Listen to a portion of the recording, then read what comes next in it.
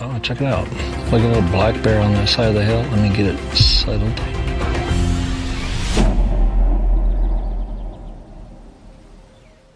From mysterious kidnappings to the discovery of dismembered bones in the woods, the Expedition Bigfoot crew had to be evacuated. How did they find themselves here? Mysterious disappearances. After finding strange evidence in California of a rare wolf species that only lives in southeastern Alaska, the Expedition Bigfoot crew followed the clues of this discovery, which led them to Prince of Wales Island in Alaska. On the island, things took a twisted turn. The locals talked about strange screams at night and stories of people disappearing or getting abducted in the woods. The locals believed that strange creatures who came during the night were taking people away. When Maria and her partner, Bryce Johnson, arrived on the island, they started talking to locals to gather more information about the island that would be relevant to their search. During their conversations, they learned about a scary incident that had happened just weeks earlier. The event had shaken the community so much that town meetings were held, and many people were still frightened by what had happened, to the point that some of the locals evicted themselves from the town. Maria and Bryce tried to get intel from about 20 people who were connected to the incident, but most of them didn't want to speak on camera. However, they got lucky when one man agreed to share his story. He only had one condition: his face couldn't be shown. I'm a logger, and 2 weeks ago, we were all working out here. There was at least 20 guys, and we just started noticing things were moved. Really? The man, a logger by trade, shared his chilling experience. What he told them was unlike anything Maria and Bryce had expected to hear. His claims were not only detailed but so unbelievable that it left them questioning what might really be out there on the island. They met 30 miles from the nearest town on the island. There were no roads, meaning that people in the town could not come out there fast enough in case of any cry for help. And just like that, their horror story began. The logger shared what had left him and his crew so frightened. He explained that about 2 weeks earlier, while working with a group of around 20 men, they had started noticing strange things happening at their logging site.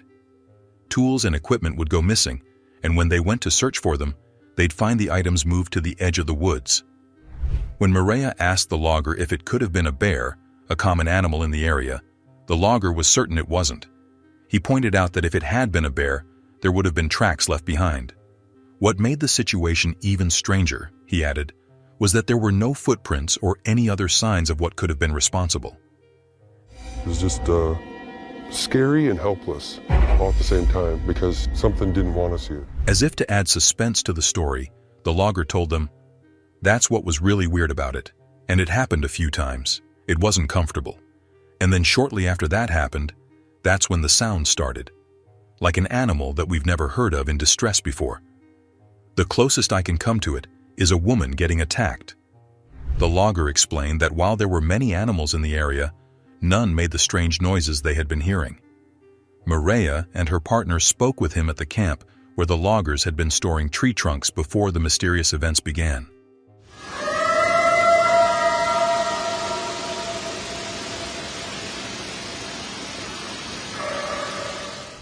The logger added that the sounds started deep in the woods and weren't very close at first. But each night, the noises grew louder and seemed to move closer to their camp.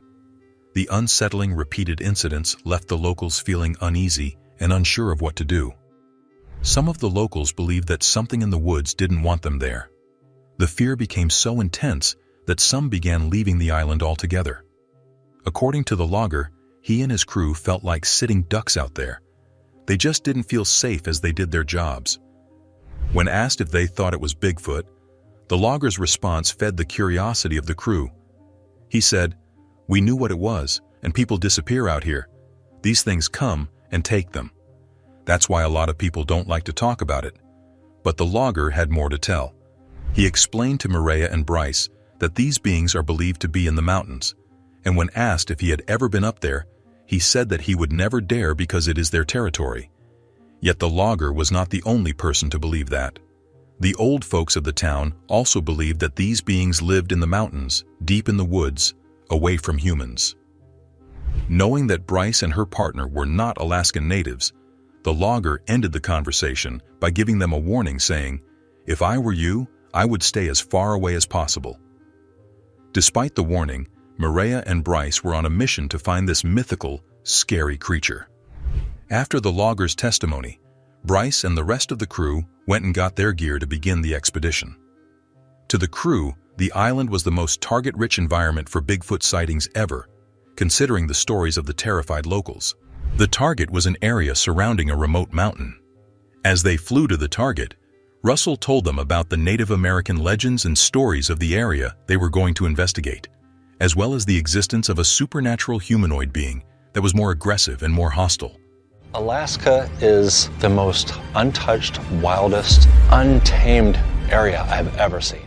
Knowing this, the team had to be on high alert since, besides the suspected Bigfoot, there were other predators, including bears and wolves, that added an extra sense of danger to their expedition. As dangerous as the expedition was, the team was well prepared for the job. At least, that's what they thought. The team used modern technology, including drones, to help in their search. At first, the drones picked up scents like rotting flesh, wet dog, and other smells that didn't match what they were looking for. Eventually, the equipment gave them 2 possible locations for Bigfoot sightings. To cover more ground, the team decided to split up and investigate both areas. Maria took the target with a lower altitude, and Russell took the target higher up the mountain, the wailing woman in distress.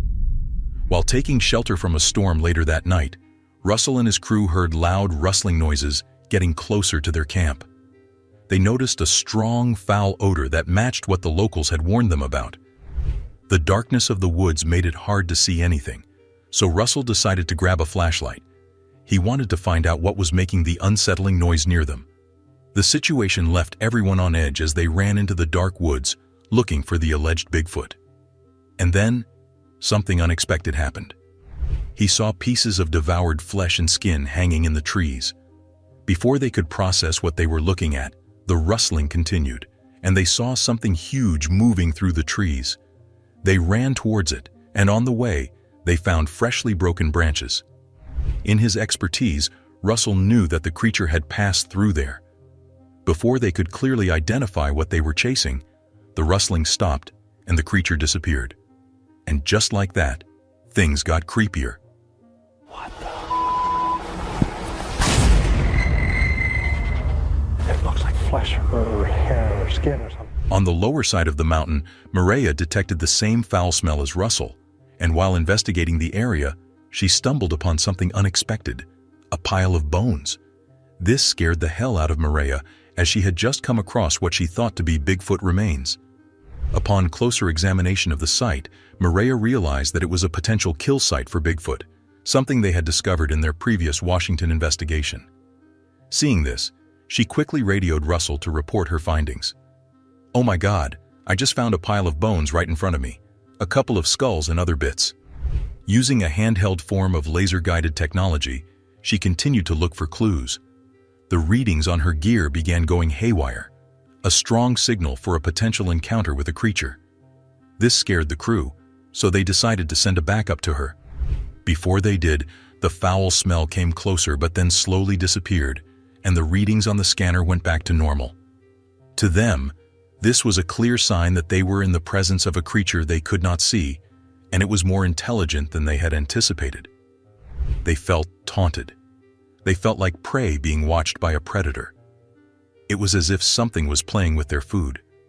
By this time, one of the crew had already caught up with Maria. As they stood in the darkness of the woods, they heard strange screams not so far from where they were.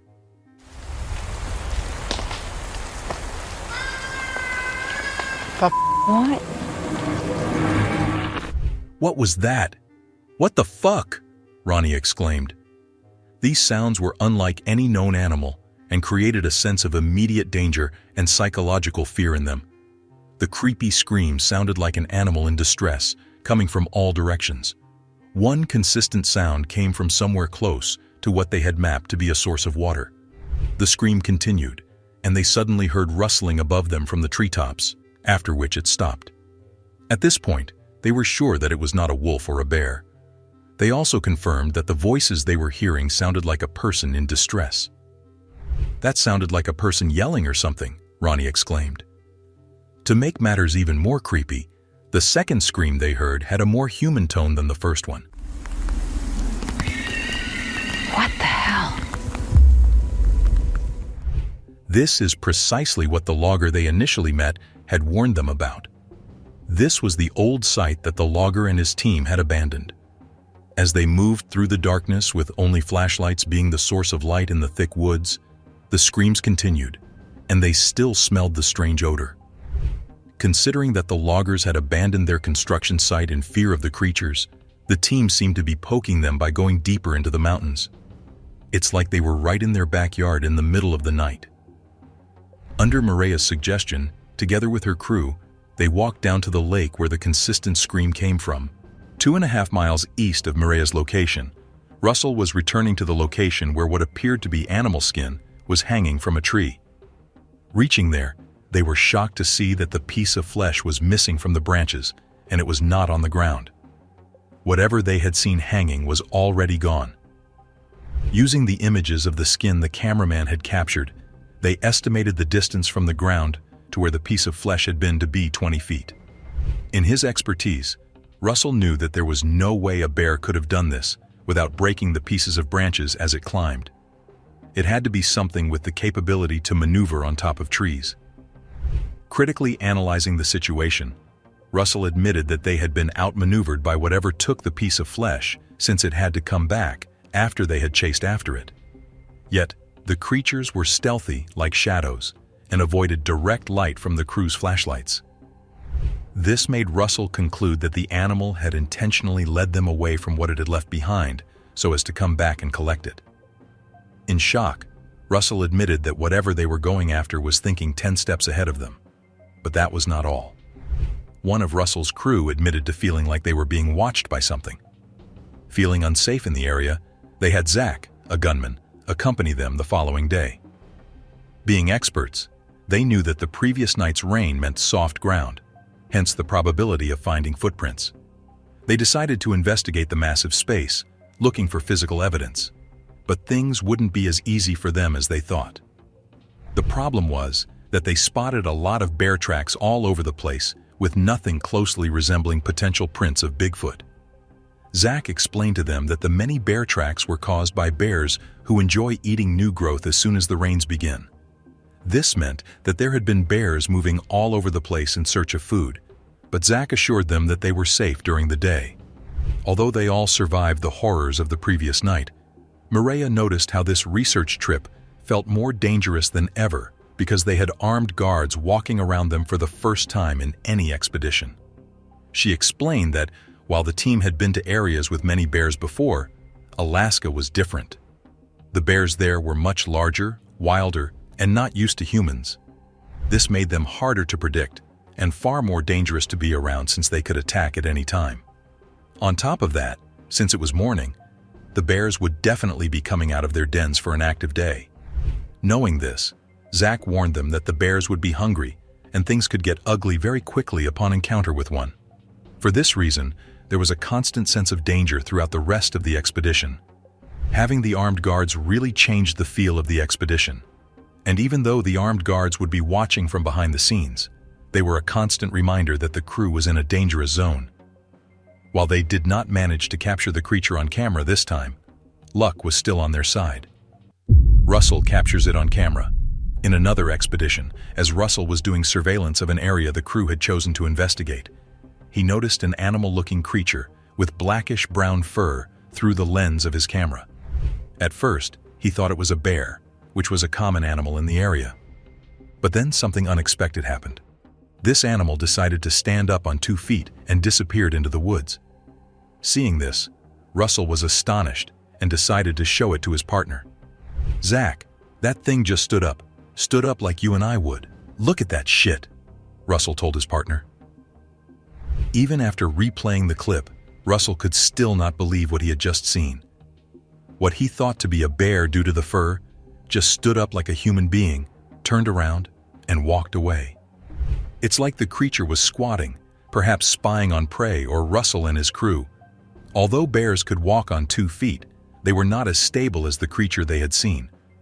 Excited by this, he tried to get another look at the animal and zoom in around the area to see if the creature would appear on the other side of the trees. But there was nothing to look at any longer. The creature was gone. That thing just stood up like you and I would just stand up. Look at that. Overjoyed by this new find, Russell decided to go to the area where he had spotted the creature and investigate more. Perhaps find some other clues. After a while, Russell could not wait to show the crew the video he had just captured, and so he called everyone back to base camp. They all gathered at base camp, where Russell had some exciting news to share. Everyone was eager to see what he'd discovered that made him call them back, so they got everything ready. Once Russell played the video, they could almost not believe their eyes. Russell told them, "I've been kind of glossing this area with a telescope for a while. It's a long way out and I'm watching these clearings. Understand something, this is over a mile away, and I see what looks like a bear on the hillside. So check this out. It looks like a bear. At first, that's what I thought I was looking at. It's just a bear. Until now. Watch this." Seeing the footage, Maria was astonished. They had come so close to uncovering the truth. To give them a better look, Russell slowed down the speed of the video, and there it was. Bryce and Maria, having a bit more knowledge about Bigfoot than the rest of the crew, could not believe this.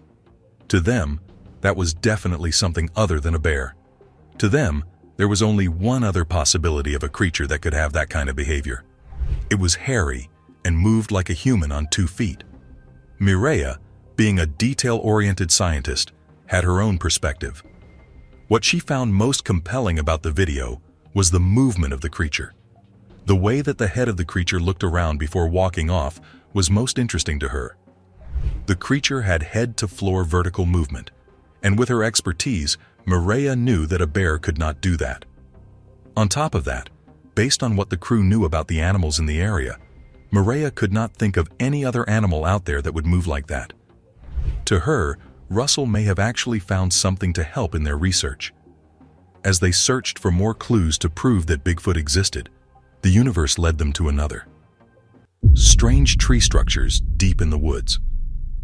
As they searched the woods, Bryce and Mireya discovered a massive tree structure that they could not explain. Although they had found similar structures in their previous expeditions, like the one in Alaska, this one was way much bigger than the rest. While Mireya thought that it was weird, Bryce thought it was amazing. They noticed the intentional arrangement of the trees to form something that looked like a shelter. It was 15 feet high, almost big enough to be called a Bigfoot house. But that's not all. The top of the structure that connected all the trees was intentionally and carefully woven by someone or something. After a deeper examination of the tree structure, Bryce came up with the theory that no ordinary animal could have done this. In his expertise, this tree structure could not have been built by just anyone or anything. This is because there were about a dozen logs weighing around 150 to 200 pounds with intentional ornamentation laid across. To Bryce, it would have taken a group of men to put the strange structure together. So what or who really built these structures, and for what? Having seen similar structures in their previous expeditions in different parts of the world, they were now joining the dots. At this point, Bryce was very optimistic about this finding, but Mireya didn't seem to think that the structure was that significant. Although their point of view conflicted, they agreed that the structure was a good place to find DNA. If the structure was built and did not exist naturally, then whoever or whatever built it left some evidence of themselves. As they searched for anything they could use for DNA tests, Bryce argued that if the structure was built by someone or something, then it must have had a purpose. In Bryce's perspective, the tree structure was a Bigfoot boundary marker to mark nesting territory, and they were right in the middle of it. Seeing Bryce's excitement, Mireya interjected by acknowledging that based on Bryce's analysis, the structure was indeed interesting, but she urged him not to get ahead of himself until they found solid proof. Typical Mireya. This was her role in the group, analyzing pseudoscience data and presenting it in a way acceptable to mainstream science. In order to do that, Mireya believed that the crew had to speak the language of their critics and provide logical proof of the existence of Bigfoot.